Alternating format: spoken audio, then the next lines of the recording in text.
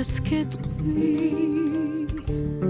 შენ ცნურა ფერს ამკითხავ გზაზე მზის ხივი მღერის სხვა ჩემებურა დღელავს ღამის ბნელ ქუჩებს ვედროფი ჩემი გულის დარდს ხედავს მივყვები უხმოდ მსმენელს ვუყვები გულის ფეთქოას შენი თვალების ფერი შენი ღიმილი მიყვარს არ გამოვტყდები რომ შენი სუნთქვა მიყვარს შენი თვალების ფერი შენი ღიმილი მიყვარს არ გამოვტყდები რომ შენი სუნთქვა მიყვარს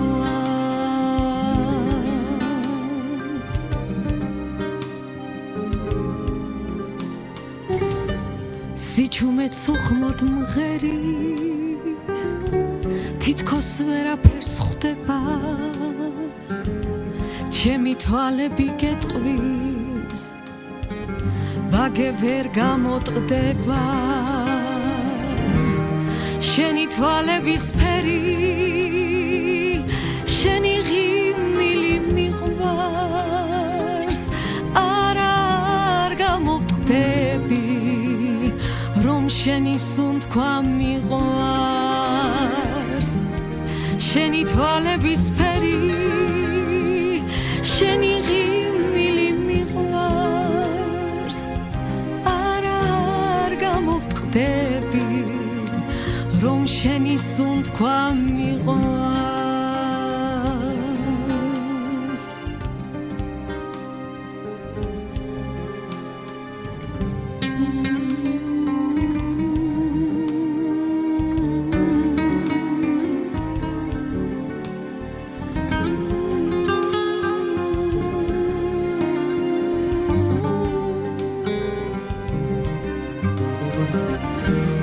შენი თვალების ფერი შენი თვალების ფერი შენი ღიმილი მიყვარს არ გამოვტყდები რომ შენი სუნთქვა მიყვარს ქალას არ შვენი სტრფობის გამღერება ხმითა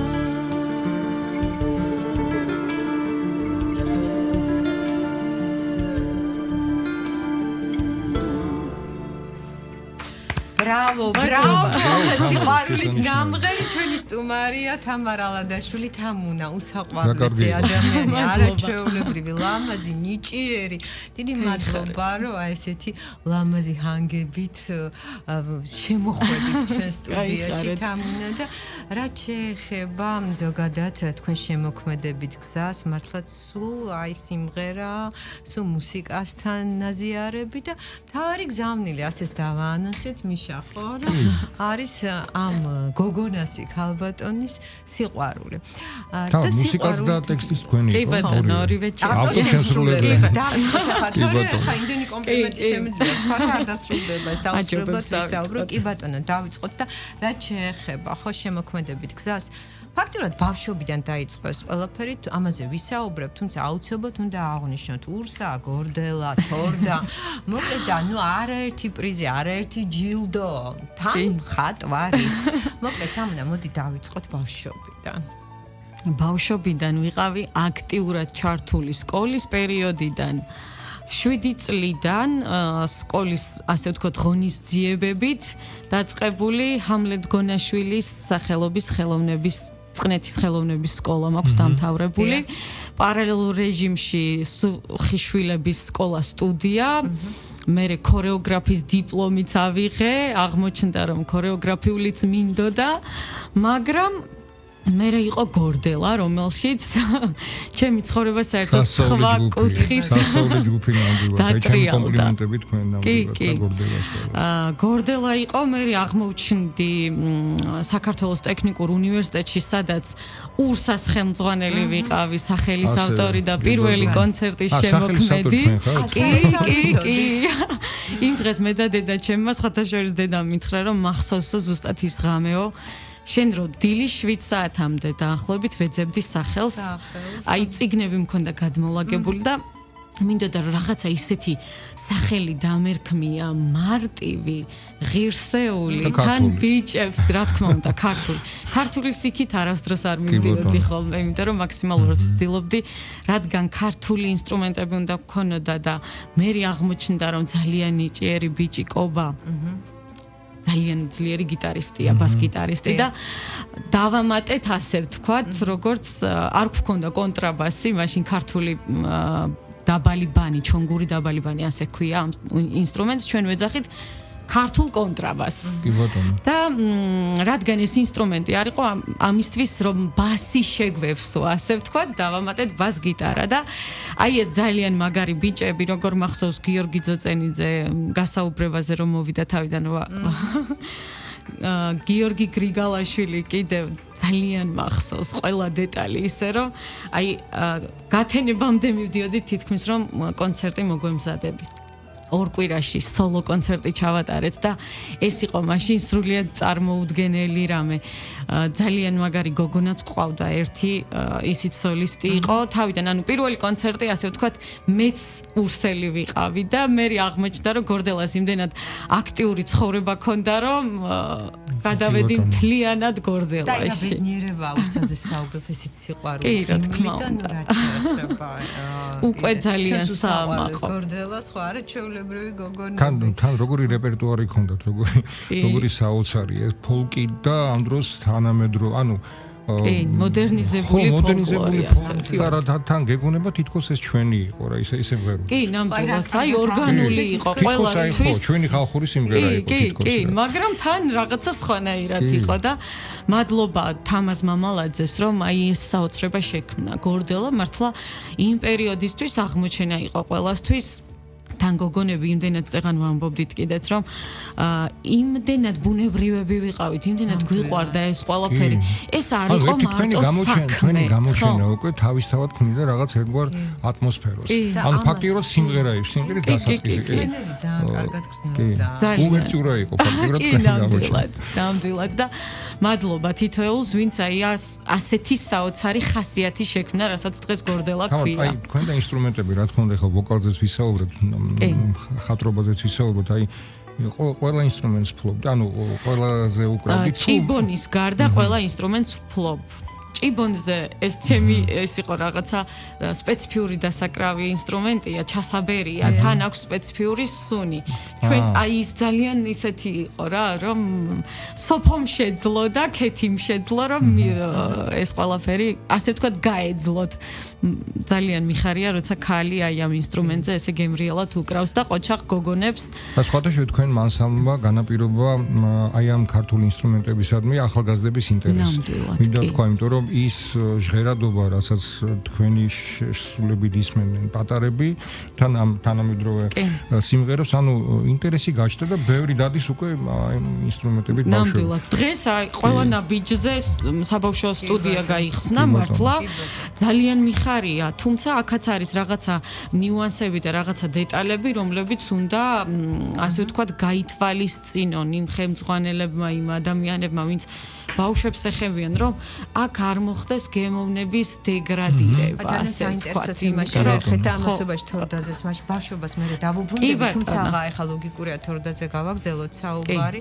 რა არის თორდა ესე თქვა? საბავშვო ვოკალური ინსტრუმენტული სტუდია 200 ბავშვია. 200 ბავშვს აერთიანებს. და რა შეეხება გემოვნებას, რა შეეხება ზოგადად ბავშვების გასდას, რა თქმა უნდა, პედაგოგზე ძალიან ბევრია დამოკიდებული, როდესაც მუსიკალური გემოვნების ჩამოყალიბებას საუბრობ. ნამდვილად. თავარი გზავნილი და რაც შეეხება თორდას აი ძალიან დიდი გზა გავიარე იქამდე რომ თორდაც იმ ხარისხზე მისულიყო, რასაც ერქვა გორდელა.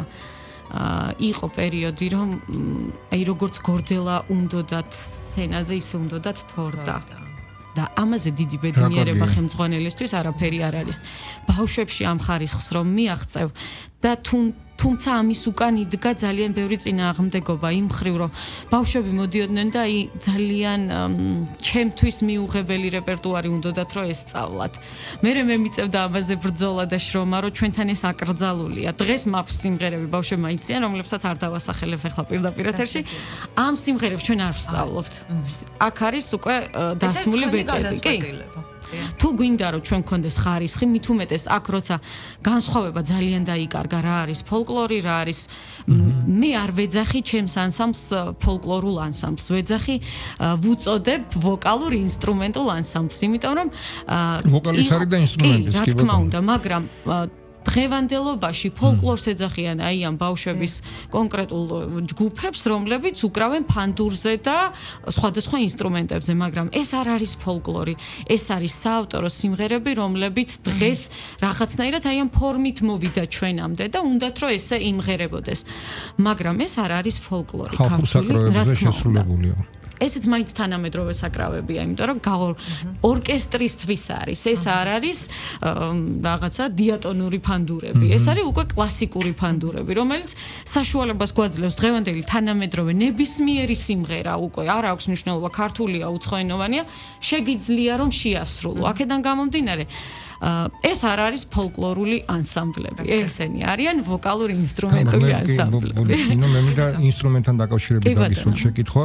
ანუ გარკვეული რეპერტუარის შესასრულებლად ხდება თუ არა ცვლილებები ინსტრუმენტის ანუ მომზადებას არ გულისხმობ, ანუ ინსტრუმენტის ფაქტურაშიც და ჟღერადობაშიც. რა თქმა უნდა, არიან ახლა ძალიან ბევრი ოსტატი, ვინც ამ ყველაფერს ამზადებს, თუმცა ყველა ინსტრუმენტს არ ვიყენებთ ჩვენ. არის ჟღერადობა რომელიც იტანს იმ ყველაფერს, რასაც ჩვენ ვაკეთებთ, არის ჟღერადობა, რომელიც ვერ იტანს ამ ყველაფერს. ამიტომ რაღაცა შეგაქვს რა თქმა უნდა, თუ არ მოერგო ეს ყველაფერი ჩვენს ჟღერადობას, თან რა არის, იცით, ძალიან აჩქარდა დრო ეს ყველამ ვიცით. აი ეს ძველი ფანდურები, რომლებსაც ასაწყობად იყენებდნენ, მთლიანად ხის იყო. მაგრამ დღევანდელობაში აი ეს გიტარის მომჭერები, ასე ვთქვათ, გადაიტანეს ფანდურზე. ეს მე მაგალითად საქმეს მიმარტივებს, იმიტომ რომ უფრო მარტივია. დროში მარტივად ვერგები რომ აიწყოს ინსტრუმენტი და ნაკლებად მალე დაზიანდეს, ასე ვთქვათ, ჟღერადობა. სცენაზე როცა გაგვაქვს ძალიან რთულია 50 ინსტრუმენტი აწყო და მე ის ჟღერადობით სუფთად გაიტანოს სცენაზე. ამიტომ ძალიან გაქვთ ამის უფლება, იმიტომ თქვენ არ ახართ სუფთა ფოლკლორული ანსამბლი. ამით ვსარგებლობ. კი, ამით ვსარგებლობ, დასაგებია. კი, და ძალიან ბევრია, ვინც ამ ყველაფერს არ ეთანხმება, არ მოწონს, მაგრამ არის დღევანდელობა, რომ ამის საშუალებასაც გვაძლევს და უფლებასაც. ამიტომ ჩვენ ვსარგებლობთ ამ უფლებებით. რამ თქვით ახლა ის დროა, როცა ამის დრო გაძლევთ ბევრი საშუალებას, უფლებას და თქვენ ხელმძღვანელობთ ბავშვთა ანსამბლს. კი ბატონო, და ამასობაში აი ახლა მე მგონი იმის დროა, რომ დავუბრუნდეთ თქვენს ბავშვობას, გავიხსენოთ თქვენი ბავშვობა და პარალელიც გავატაროთ რა იყო მაშინ, რა არის დღეს. და მაინტერესებს პირველი კონტაქტი ხალხურ ინსტრუმენტთან. აი, ზუსტად მანდბივალ, პირველი იყო თამაზ ჯამაგიძე, იყო ჩვენი ხელმძღვანელი გონაშვილის სახელობის ხელოვნების სკოლაში. მაშინ იყო ჩემი პირველი შეხება, ჯერ კიდევ ფანდურებს აკეთებდა ცნობილი კაკო, რომელიც ყველა ფანდურს თბილისში აკეთებდა და ეს იყო ჩემი პირველი შეხება ინსტრუმენტთან. იქამდე ჩემი 4 დედმამიშვილი ვართ და ისინიც ზუსტად ეს სკოლა გაიარეს, ასე ვთქვათ, და სახლში უცხო არ იყო ინსტრუმენტი. საღამო რო დადგებოდა ხოლმე, ასე ვთქვათ, მთელი ორკესტრი ვიყავით სახლში და შეხება ასე თუ ისე მქონდა, მაგრამ აი ესე სცენაზე პირველად ბატონმა თამაზ ჯამაგიძემ განახორციელა ის, რომ აღმოვჩნდი სცენაზე ჯგუფთან ერთად, რომელიც ჯერ კიდევ მოღვაწეობდა ესე ხელოვნების სკოლაში. აი ის რეპერტუარი სრულიად განსხვავებულია იმასთან, რასაც დღეს ვაკეთებთ.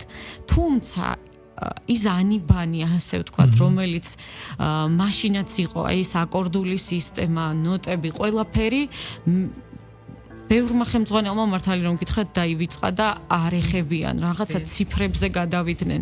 ჩემთვის ეს მიუღებელია, იმიტომ რომ ალბათ მე ეს სკოლა მაქვს გავლილი და მინდა რომ ესე სიღრმისეულად იცოდნენ ჩემმა მოსწავლეებმა. და ინარჩუნებთ. რა თქმა უნდა, აუცილებლად, იმიტომ რომ მე ვთვლი რომ ისე სიღრმისეულად როგორც კლასიკური განათლება ბავშვს მისცემს ამ წვდომას ნოტებთან და ამ ყველაფერთან შეიძლება მე ვერ მივაწოდო, იმიტომ რომ ამისთვის არც დრო მეყოფა, არც სივრცე ამ ყველაფერში, მაგრამ ის მინიმალური რაც შემიძლია რომ მე ჩემს მოსწავლეებს ასე ვთქვათ გადავცე, მაქსიმალურად ვაკეთებ და ვცდილობ იმას რომ ბავშვი ასე ვთქვათ ცარიელი თავით არ გავიდეს ჩვენი კურსებიდან. რა მაინტერესებს თქვენ თქვით რომ ემოდიან ბავშვები და თავაზობენ იმ სიმღერის შესრულებას რა თავად უნდათ და თქვენ ეუბნებით რომ ამას ჩვენ არ ვასრულებთ, მაგრამ მაინტერესებს აი თქვენთან ურთიერთობის შემდეგ ალიბდება თუ არა, გემოვნება და ეცვლება თუ არა, ხვდებიან თუ არა, რატომ ეუბნებით ამას ასთავად. მადლობა ღმერთს რომ ამას ხვდებიან და ხანდახან მშობლები საყვედურს მეუბნებიან ხოლმე რომ ჩვენთან ერთად არ მღერიან, სუფრასთან არ მღერიან. ბავშვებთან მე ესეთი ურთიერთობა მაქვს. ბავშვებს ვეუბნები ყოველთვის სიმღერით იქ, სადაც გისმენენ. არსად არ იმღეროთ ბავშვებო, სადაც მოგიწევთ ყვირილი. იმიტომ რომ სიმღერა არ არის ყვირილი. ჩემი მოსწავლეები უკვე არჩევენ. აი ეს ექსკურსიაზე მოხვდებიან და აუ მაზინს ბავშვი იცით როგორ ყვიროდა. ეს ჩემთვის უკვე მიღწევა, იმიტომ რომ ესე იგი ჩემმა რაღაცა პატარა სკოლამ ამ ბავშვებს განუვითარა ის რომ გაარჩიონ ხმაური და მუსიკა ერთმანეთისგან და არის სიმღერები, ახლა მე მაგალითად მარტო სიმღერებში არ ვრთავ ამ ბავშვებს. ძალიან ბევრი აქტივობაა, რომელსაც ეს ბავშვები, ასე ვთქვათ, იღებენ ჩემგან როგორც მაგალითს, როგორც ისტორიას, ვწერთ ჩვენ ისტორიას. ბოლო ნამუშევარი, კლიპი, ასე ვთქვათ, ვიდეო რგოლი გადავიღეთ კახეთში. თელავის ცენტრში, სოფელ რუისპირში, ქონდა ესეთი თეატრალიზებული გადაღება, რთველი გავაცოცხლეთ, ასე ვთქვათ. აი ეს დილიდან საღამომდე ამის გადაღება, თონეში პურის ჩაკვრა, დედას პურები, ხინკლის მოხვევა, იქ ცეცხლის კოცონის ანთება, მწვადების შეწვა, აი ამ ფიჩხს, ასე ვთქვათ, ბავშვები რომ მოარბენინებენ რთველში ამ ვენახების ბოლოდან და მოაქვთ და ამ ყველაფერში მონაწილეობას იღებენ. პირველი შეხება ჰქონდათ ზოგიერთს, არც გაუგია ზოგს, რომ შეიძლებოდა ეს ყველაფერი ესე მიმდინარეობდეს და გაცოცხლებული ქართული რეალობა ტრადიცია. აი ზუსტად შეიძლება დაიგიხოთ თორდა თქვენი მოფიქრებულია. ჩემი მოფიქრებულია ესეც. კი. როგორც ურსაკი. ანუ რა წყარო გაქვს გამიშანა. გაქვს გამოყენებული ესე რომ ზოგადად ძალიან მინდოდა რომ აი უცხო მიკარგული სახელები მქონოდა ჩემს გარემოცვაში და თორი არის მხარე ბორჯომის ხეობაში. თორ და უბრალოდ გაგრძელება მინდოდა რომ აი ამ თორ დას რაღაცა გაგრძელება აქვს და მე სხვადასხვა მნიშვნელობები აღმოვაჩინეთ, თუმცა ეს იყო ძირი ამ ყველაფრის. სახელს თავისი დატვირთვა აქვს. აუცილებლად. თორიდან ვიცით რომ კი აი იმდენად ძლევამოსილების, ძალის, ერთგულების, რაღაცა სხვა დეტალებით მგონია რომ ვაცოცხლებ ამ სახელს. რასაც მაინტერესებს იმ ახალგაზრდებისა, ბავშვებისა. ესე იგი 4 წლიდან არიან, ყველაზე დიდი ახლა ყავს 22 წლის. და მე რა მოხდება? თუ გაიზრდება. აი, წელს გვაქვს 15 წლის იუბილე. ასამბლოდ. აქამდე. კი. აქამდე მე მაგალითად არ მოვატყუე ბავშვები და არ მივეცი განცდა იმისა, რომ რაღაცას წარმოადგენდნენ. ეხლა აი ეს ბოლო რამოდენიმე წელია მე კონკრეტული მიმართულებით ვმუშაობდი. ანუ პროგრამა შევადგინე ჩემს საკუთარ თავთან, რომლითაც მე ბავშვები, ასე ვთქვათ, დავამუშავე და წელს პირველად ანსამბლში ჩატარდება გამოცდა, რომელსაც აი ამ პროგრამის მიხედვით ბავშვები გაივლიან. თვითონ შეიძლება არც იციან რამდენი ისწავლეს, მაგრამ მე ხო ვიცი რომ მე პროგრამის მიხედვით მივდივარ. აი ამ პროგრამას რომ ჩააბარებენ, უკვე პირველად 15 წლის იუბილეზე გაიცემა კურსის დასრულების დამადასტურებელი დიპლომები. 15 წლის მერე შეიძლება ვთქვა, რომ რაღაცას წარმოვადგენთ, ასე ვთქვათ. აქამდე მეგონა, რომ რაღაცა ეს იყო მხოლოდ და მხოლოდ ბავშვებისთვის წრე, რომელიც აძლევდა განათლებას რაღაც დონეზე, მაგრამ ეხლა უკვე მინდა რომ ამ ყველაფერს სერიოზული სახე მივცეთ, რადგან შედეგები გვაქვს. კი. ფაქტობრივად სტუდია. რა თქმა უნდა, მაგრამ ამას პირველივე წლებში არ ქმევენ და მე არ მინდოდა რომ ეს ყველაფერი უბრალოდ რაღაცა ფორმალობა ყოფილიყო. მე საკუთარ თავთან მაქვს ბევრი მოთხოვნა, რომელსაც თუ მე არ ვაკმაყოფილებ, ის არ მინდა რომ ბავშვებს მოვატყუო. არ მინდა რაღაცნაირად ესე ჩამოვაყალიბე და წელს პირველად აი ესე 15 წლის იუბილეზე არიან ბავშვები სხვათა შორის, რომლებიც 10 წელია დადიან ჩემთან. არა და არ მეშვებიან. 4 წლის იყო ერთ-ერთი გოგონა მოვიკითხავ, ქრისტი ბერიშვილი, რომელიც მართლა ჩემს კალთაში გაიზარდა. პირველი გასვლა ფესტივალზე მახსოვს, რომ ჩემი კალთიდან არ გადასულა. დედაც იყო, რა თქმა უნდა, მაგრამ არ უნდა და ეს დედა ბოლოს ეჭვიანობდა ყველა გარშემო, რომ რაღაცა ქრისტი ჩემი იყო. დღესაც ჩემია და ეხლა ჩააბარა წელს ეროვნული გამოცდები და ველოდებით შედეგებს და ყველაზე მეტად ვისი გეშინიაო და დედას და მამასი არა და თანამასწავლებლის. ხარ თამუნა? კაცრი ვარ, კი. მივხვდი. კი, ძალიან კაცრი ვარ. მე ვფიქრობ, რომ კაცრი და თბილი მოსიყვარულე. კი, ბატონო, და ეს იმ კაცრი აუცილებელია. იციან სადამდე ვარ მკაცრი, იციან სადამდე ვარ თბილი, იმიტომ რომ მე მაქვს რაღაცა ზღვარი, რომელს აქეთაც არ უნდა გადმოვიდნენ და მეც ვცდილობ, რომ იქით არ გადავიდე.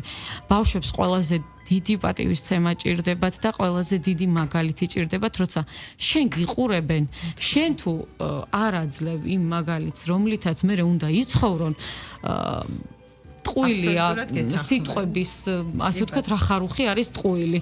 ჩემ შვილებთანაც მადლობა ღმერთს დღეს ესე ვარ. ვთილობ, რომ მე 2 სამი არა. სამი არა. მინუს აქვს ეს მომენტი. კი ბატონო. დამაგებინეთ პირველზე გამბავ. კი, აუცილებლად პირველს თქვენ გაგაგებინებთ, არაფერი არ არის არასდროს გამორიცხული, თუმცა ამ ეტაპზე 2 შვილის დედა ვარ და მაქსიმალურად ვცდილობ, რომ აი ამ ბავშვებისთვისაც იმ ჩახუტების, იმ მოფერების, იმ სიყვარულის, იმ მაგალითების დედაც ვიყო, რომელიც მინდა რომ ჩემ შვილებში დავინახო. ძალიან რთულია ბავშვებია, რომლებიც მაქვს ესეთი გამოცდილებაც, ვერაფერს ვერ გახდები იმ ბავშვებთან. არიან ესეთებიც, რომლებსაც უბრალოდ ვერ შეუძლია ვერაფერს, იმიტომ რომ ესე გაიზარდნენ. ეს მაგალითები უდევთ წინ და ძალიან რთულია მათი ცნობიერება შეცვალო, თუნდაც შენი ამდენი მაგალითით. მთელ დღეს არ ატარებენ ჩემთან და ფიზიკურად ვერ შევძლებ, რომ რაღაცა შევუცვალო. მაგრამ მაინც ვცდილობ. ეხლა ჩვენ ერთ პატარა თემას დავუბრუნდით, პატარას არა, თამარ ალადაშვილი მხატვარი.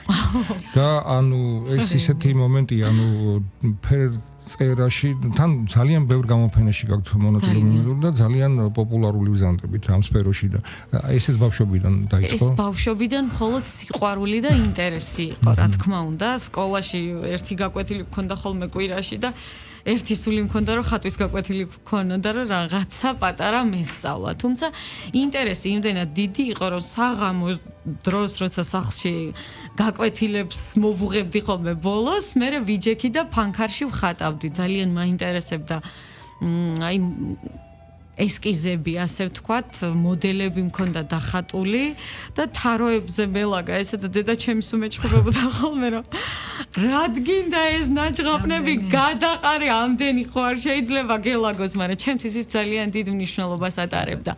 აი დღეს სხვათა შორის მაგას როგორ გიყვართ ეს მოდელების ხატვა? ძალიან ინტერესი ძალიან დიდი მქონდა, თუმცა აი პირველად ტილოსთან შეხება რომ მომიწია, მაშინ საერთოდ არ შევხები ვარ, ასე ვთქვათ, მოდელებს და კაბებს და რაღაცა დიზაინს. არა, პირდაპირ დავხატე. პირველი ნახატი იყო ჩემი რომ ფერებში. ხო, ფერებში. მე მგონი ზღვის ხედი იყო, რაღაცა იმ მზის ჩასვლა. და ამის მერე თან ეს სტილოც არ იყო პრინციპში რაღაცა მასალა იყო, რომელზეც შევძელი რომ გადამეტანა. არ ვიცოდი და დღესაც არ ვიცი რას ნიშნავს კონკრეტულად როგორ უნდა დაამუშაო. მე ის პროცესი რასაც მაძლევს, აი დავჯდები, არასდროს არ ვიცი რა უნდა დავხატო წინასწარ. დავჯდები ტილოსთან, თუ მომინდა რომ რაღაცა აბსტრაქციებში ძალიან ხშირად ვხატავ და ის თითქოს რაღაცა ჩემს ემოციას თლის. და მე მინდა რომ აი ამ ნამუშევრით რომელსაც შევხედავ ამ ფერებით შევიფსო ის სიცარიელე რომელიც დატოვა აი ჩემმა რაღაცა იდეა. და მაინტერესებს ხატვის დროს მუსიკას უსმენთ თუ არა და დავშოთ პარალელურად მუსიკა ხო არ იწერება არა ანუ ის სხვა სამყარო ეს სხვა სამყარო. აქ არის ერთგვარი დიალოგი საკუთარ თავთან ესე გამოდის შინაგანი საუბარი რაღაცა შეკითხვებზე პასუხის გაცემა ტილოდან. თან ძალიან სწრაფად ვხატავ ყველას ვისაც ვეუბნები ხოლმე რომ ეს 2 საათში მაქვს დახატული როგორ დახატე 2 საათში სწრაფად და ყველაზე ისეთი მასალა ვიპოვე ამისთვის აკრილი რომელიც ძალიან სწრაფად შრება და მე არ მიწევს ხოლმე ამ ყველაფრის გადაკეთება გადმოკეთება რასაც ვხატავ ის არის აი ესეთი ბუნებრივი რაც გამოიწვია ჩემმა სულმა და ტექნიკასაც თანდათანობით ეუფლებ ხო აი არ ვიცი თვითონ მოდის ეს არასდროს წინასწარ არ დამიხატავს მაქვს ნამუშევრები ხა პანდემიის მერე დავხატე პირველი ნამუშევარი ფეხმძიმე ორსული ბუნება. ორსული ბუნება, რომელსაც ჯერ აი თმებიც კიო შენ გგავსო და რატო დახატეო. ჯერ ეს თმებიც არისო ისე კარგად გაშლილი, როგორსაც მე წარმოვიდგენდი და აი ეს ნამუშევარი თითქოს ჭრდილშია, მე მხატვრებმა, პროფესიონალმა მხატვრებმა შეაფასეს და ერთმა ფსიქოლოგმაც მითხრა, რომ იმდენად აი ამ პანდემიის მერე ჩაკეტილი იყავი, რომ გინდოდა ამ ჭრდილიდან გამოსვლაო და ეს არის გამოძახილი ამის მწვანე ფერში მაქვს თან დახატული.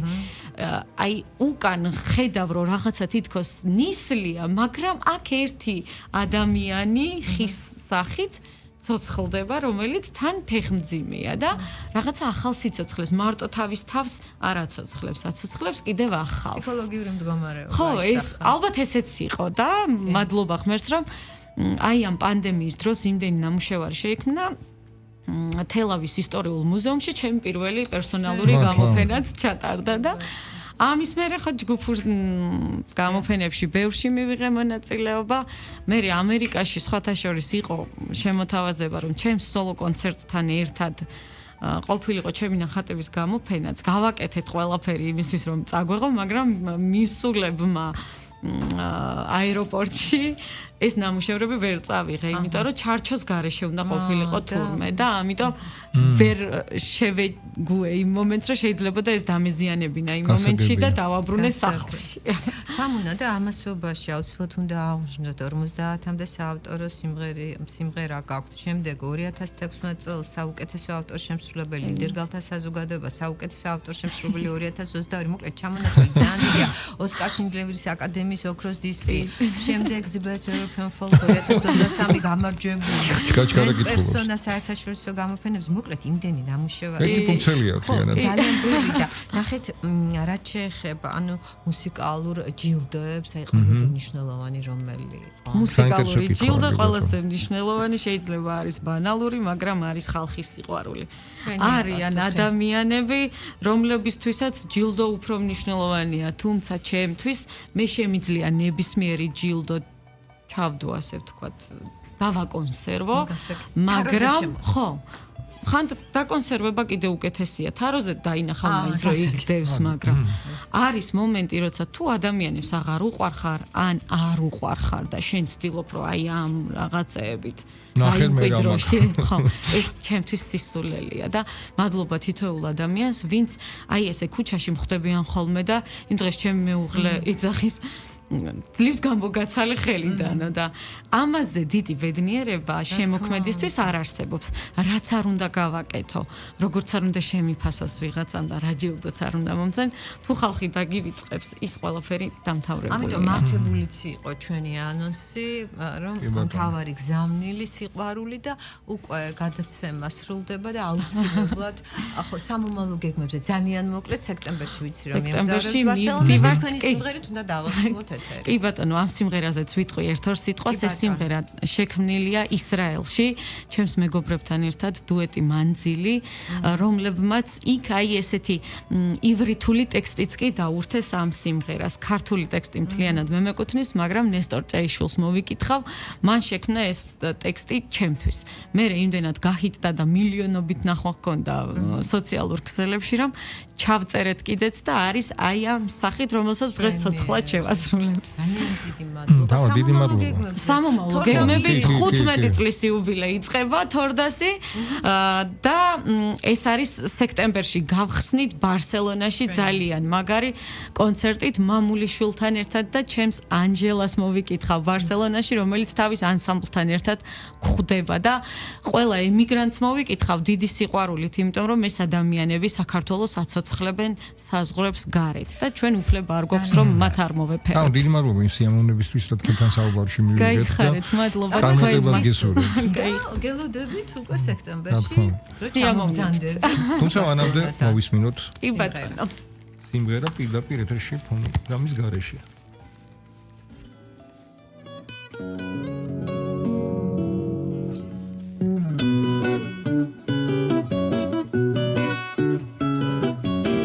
იმდენი გზა გავიარე იმდენ შევხვდი ავკარგსაო ბოლოს მაინც შენთან მოվել მირჩევნი ხარათასაო ბოლოს მაინც შენთან მოվել მირჩევნი ხარათასაო არაფერი არ მადარადე ამ გულს ხავდე დარადაო წუთებს ვითვლი შეხვედა რამადე და გიდგები ფარადაო წუთებს ვითვლი შეხვედა რამადე და გიდგები ფარადაო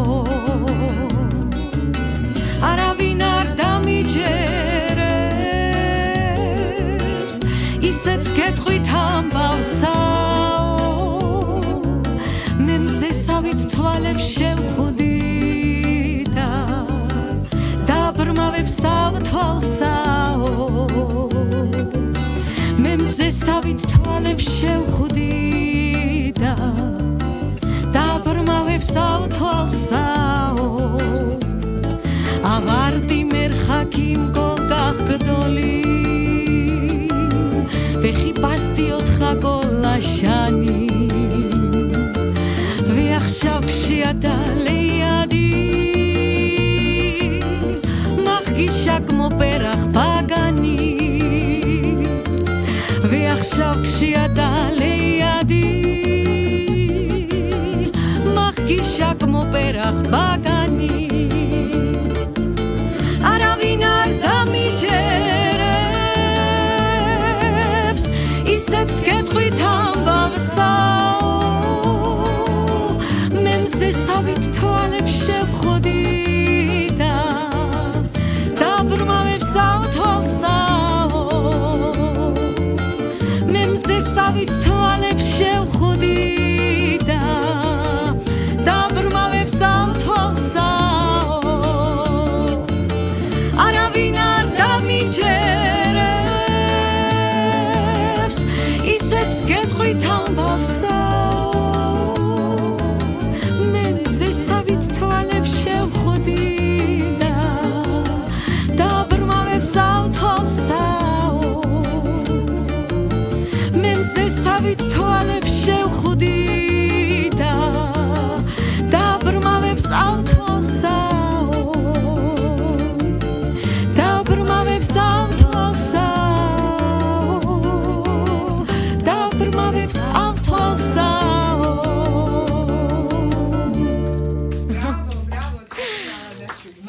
მადლობა მადლობა გაიხარეთ სექტემბერში აუცილებლად